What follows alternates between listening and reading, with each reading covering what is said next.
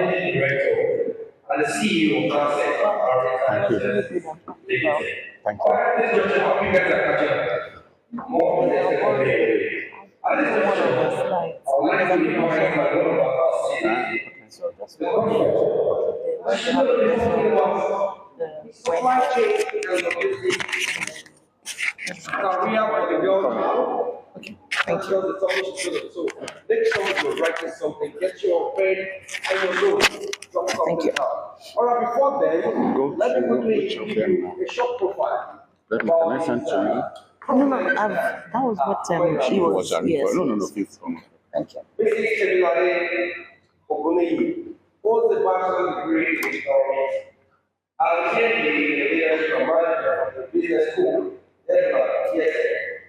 Her career spanned across finance, IT, research, while shipping experience both across the top tier shipping, life and premier container industry. She was the commercial manager of 88 terminals, the fourth African to hold the position where they saw both ocean and landside activities, which paved the way for more Africans to hold leadership roles within the organization. We retired till she retired.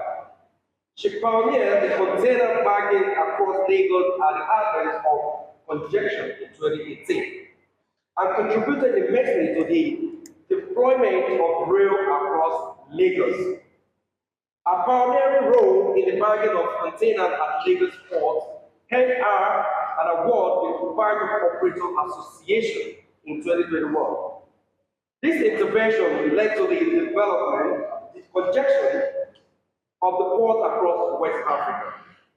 She's a well-known logistics and maritime expert who has built major long-term profits and productivity models, including identifying and launching winning strategies in shipping, container terminal, transport, and automation. She has worked with a global team of projects in Ho Chi Minh City in Vietnam, Monrovia, and Rotterdam, etc. Finally, she has many awards to her name and recognition of her inspiration. Ladies and gentlemen, if your hands are not to be,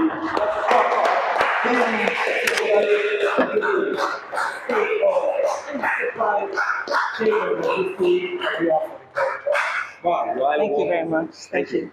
I think I have this. Really one. Okay. Good morning, everyone. I think my voice is loud enough. Louder than the mic. Yes? Okay. So my voice is loud enough. So it's good to be here with every one of you. It's good for us to see the next generation that will be taking over in this sector in a couple of years from now. So from what I'm seeing, or the people I'm seeing, I think we are within the range of the Gen Z, right? Gen Z.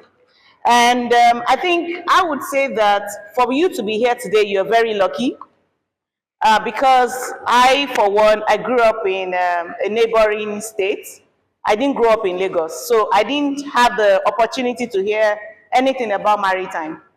So I was only lucky to be in maritime after some years of working in the banking sector. So someone had asked the question, how did you get there? So for me, I came from, after university, I came to Lagos, and then I was working in the bank, and I heard of an opening somewhere, and I said, okay, I would like to apply. I did apply, and I was lucky to have been employed. So that was what brought me into shipping. I didn't even know it was called maritime at that time. I didn't know there was anything called maritime, even though we were taught at school. But of course, teaching and seeing it practically is totally different. So I will write on Mr. Ogadi's presentation for us to have a better understanding or a deeper understanding of the topic of the day, which is in relation to girl child in logistics and supply chain. So I think he mentioned a lot about what logistics and supply chain is. Maritime kind of captures everything relating to supply chain and logistics. So, and that starts from the order to the purchasing, And then the logistics, and of course, when you see a vessel move, it's logistics. When you see the terminals discharge or offload, either in the oil and gas sector or in the container sector, is also logistics. And then the moving from the ports into the warehouses or the factories is also called logistics, okay? So everything we are doing is part of the supply chain, which is covered in maritime. So I think some of us would have heard about trading, right? What does trading mean? Can anyone tell us? It can be a teacher. It can be any of the students. What does trading mean? Yes, sir.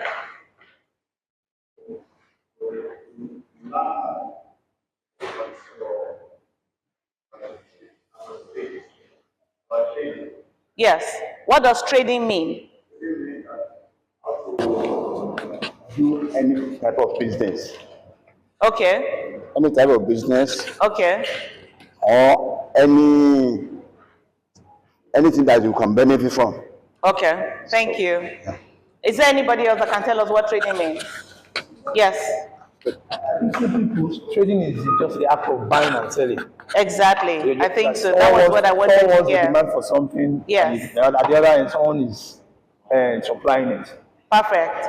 So, in the world, right, we all have unique resources that are peculiar to our environment. For example, Nigeria, we have some resources that are not available in Senegal or in America, right? So, for anyone that needs those products in America, they'll have to buy from Nigeria or any other country where those resources they need are available, right? So that's trading. So trading would always be in the world, right? You always have a need to buy from one place to the other. That's trading. Now, for you to buy in very large quantities, it means that you have to move it by sea or by air. There is limit to what the air can contain. So most of the time, it's usually by sea. So that's why you would always see the pictures of vessels with containers, and that's what you have there. And then from there, it's discharged in a port. And from the port, you now send your truck to go and move that particular cargo, or you'd send a truck to the airport to go and move that particular cargo to your production plant or to your warehouse, okay? And that is the supply chain. Now, so having spoken about training, the act of moving cargo from the part of the place of order to the place of need, it's called shipping, right? And that's also part of logistics. So they are kind of interwoven, but I would like to bring it to our level here so that we can have a very deep understanding of what we've been talking about. He has given a lot of insight into it, and it was very, very practical. So it's just easier for us to see this picture, and I'll be making reference to this picture. So that is what shipping is. Now, I tried to do a bit of research. What fraction of our labor force is in the maritime sector? I read something around 60%. So when you say you're working globally, 60% of the labor force in the world are in the maritime sector, right? So maritime sector kind of captures everything that we're doing globally. They are the ones controlling the economy. And I would say one thing, for the students that are here today, you're very, very lucky. I wish I had the opportunity when I was at your age, right? Maybe if I had heard better, you would have been able to direct yourselves in some things, but I was still lucky to have found myself in the maritime sector. But many people never had this opportunity to sit to hear what maritime is about. So they don't even understand till today what maritime is. So we've talked about shipping, we've talked about trading, and then we will talk about logistics. From my research, it's a $240 billion opportunity in logistics. That's what logistics is about, right? So you're buying, you're selling, you're moving by truck, everything you're doing, you're taking it to the warehouse, is over $240 billion opportunity. And that's as of 2024. So if you're talking in monetary terms, that's where anyone should be, right? That's where everyone should aspire to be. So if I have to ask, right, because now we're narrowing it down to the topic of the day. If we're going to talk about it, I would have to ask like 5 students what they would want to become in the future. Do I have 5 students that can tell us what they want to become in the future? Yes. A neurosurgeon. Perfect. Very good. Next. Can I point at people? What would you like to become? Mechanical engineering. Good. Who else? What would you like to become? What? Computer engineering. Very good. What would you like to become? A port manager. A port manager. Wow. Okay. Very fantastic. We need one more. What would you like to become? A gynecologist. Good.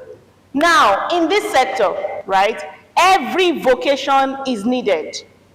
Whatever you could want to become, every vocation is needed. Okay? Today, you would see that most of us, if you look around Apapa, for example, how many hospitals can you find? Around Apapa, how many hospitals? We have I think the population around Apapa, or people working in Apapa, is over 500,000. Let us just be conservative. We would say 500,000. I don't think we have up to 3 big hospitals to take care of us. So if you want to become a neurosurgeon to help people with their brains, right? You're welcome. We need you. So in the maritime sector, we need every vocation, right? Either you're an accountant, you're a doctor, you're whatever you want to become in the future. We need you. The one that wants to study computer engineering, now we are going AI. I think we are really, really backward in Nigeria when it comes to tech, right? We don't have so many people that wants to go into that space. And for me as a person, having worked in shipping and having worked in the terminals, I decided to go into tech. And that was why I opted out of the ports. I felt that was one of the areas that delivered the best results, right? Where we were able to achieve our purpose and goals while I was working in shipping and the port. And I was like, okay, this is one area that is still underdeveloped in Nigeria. And that was where I ventured into the tech space. So it's majorly maritime tech. And of course, what do? We review organizations. Anything you're doing with papers, we convert it into automations, right? So you don't have to be studying Excel.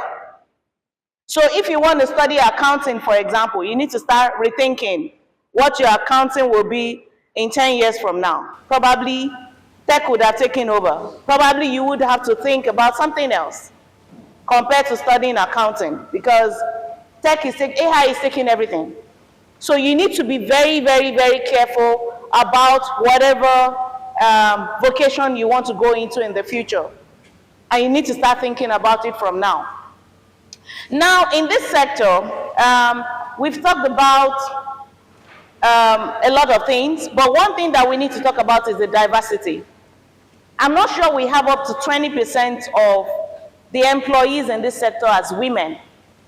Yes, we have a few women that are doing well and are thriving. Interestingly, I was looking through the program and I saw that some of the people that have come to give a talk or that have come here as guests of honors in the past were women, 14 women and 10 men. So it means there is a very huge opportunity for the girls to come into this space. We need women. We need more women to come into the maritime sector. When I came in, I think we were just like, that was in the early 2000s. We were barely up to 20 ladies in a company that had over 120 people, 120 employees. We were barely up to 20. We weren't even up to 20 as women, right? Until today, when I got into the port, we were 15 women out of 700. But today, I think there are maybe about 15% that are women in the ports. There is still very huge opportunities. What are the vocations? Anything, mechanics, drivers, you can drive equipment as women. And of course, I tell people, when you say what a man can do, maybe not better, but also, right? But one thing about girls or one thing about women is we are more focused, more dedicated. We can multitask better than men, right? And of course, we need people with diverse ways of thinking. Men have their own ways of thinking, women have their own ways of thinking, right? So we need to have that diversity where your views and his views, right, can be aligned. And then we can now look at it in different ways, not just in one way as male, right? But here we're having both male and female to review in diverse ways.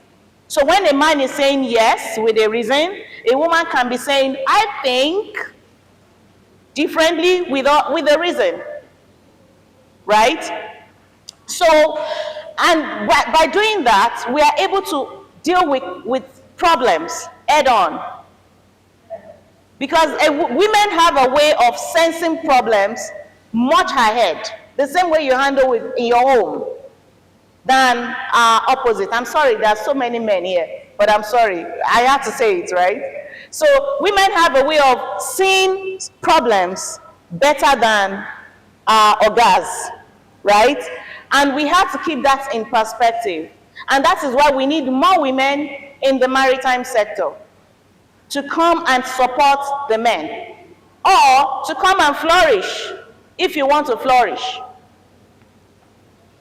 So everything we have here needs more women. And of course, whatever solution we are going to be giving is going to be different, okay? Now, let me talk about the global future. If you do a research, you would see that the global population seems to be dwindling, right? And that's not, the focus is coming to Africa in another 10 to 20 years, where you would see that we are growing in population, we have more labor force compared to Europe and Americas and Asia. The earlier you are prepared to occupy those roles where those other continents will not have people to fill, the better for you today. So if you are within the maritime space, and I can bet it with you, everyone is looking out for financial freedom in the future. You will be needed in a couple of years from now, when the Gen Zs will be taking over this sector, this sector from the current generation or the next the generation of 10 years time, okay? So you need to do that research on what the population will be in 10 years from now, in 15 years from now, and start preparing yourselves from today. And of course, women would have very wide opportunities at that particular time. So one last word I will leave with us, right? Luck is about opportunities that meets preparedness. If you're not prepared for it, you cannot be there. Start preparing today. Thank you very much.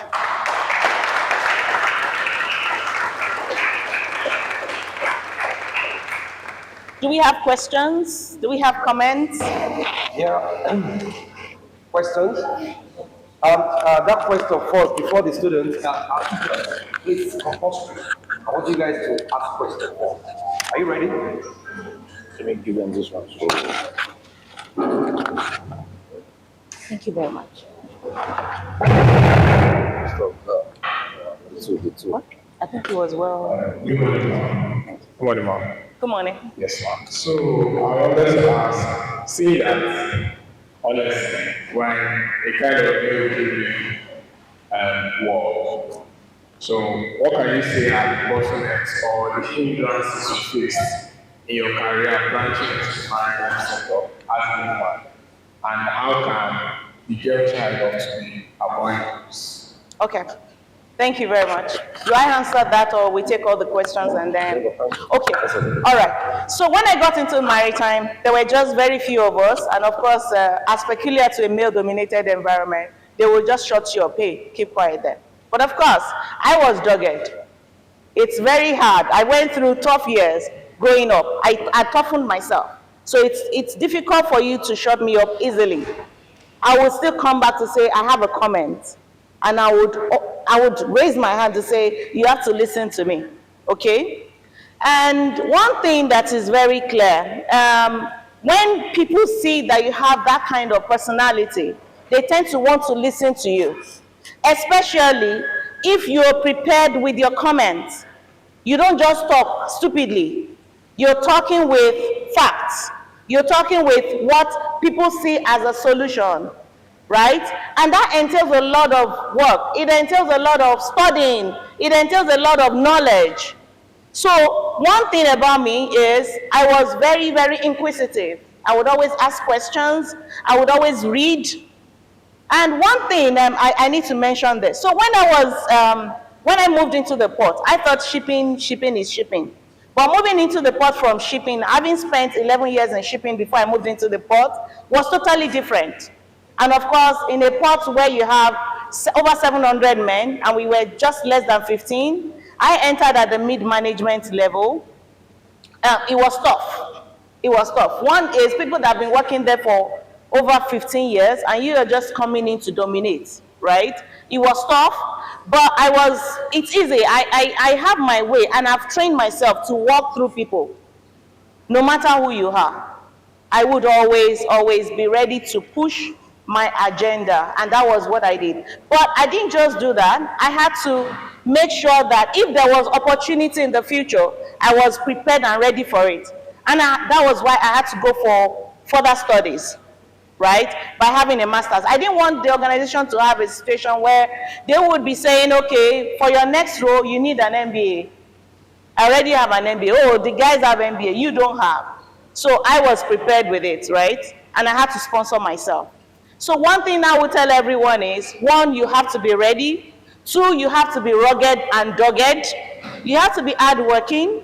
Diligence is very important. A high level of integrity is very important.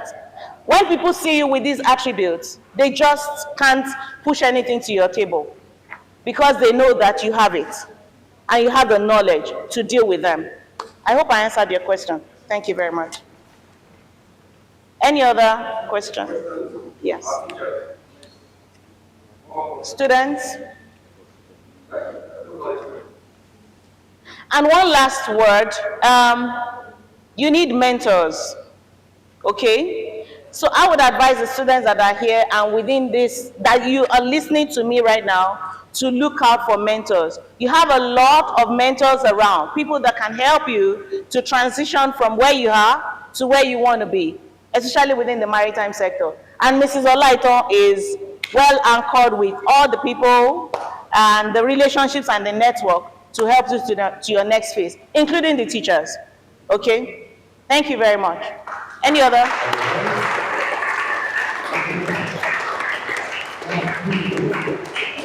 First.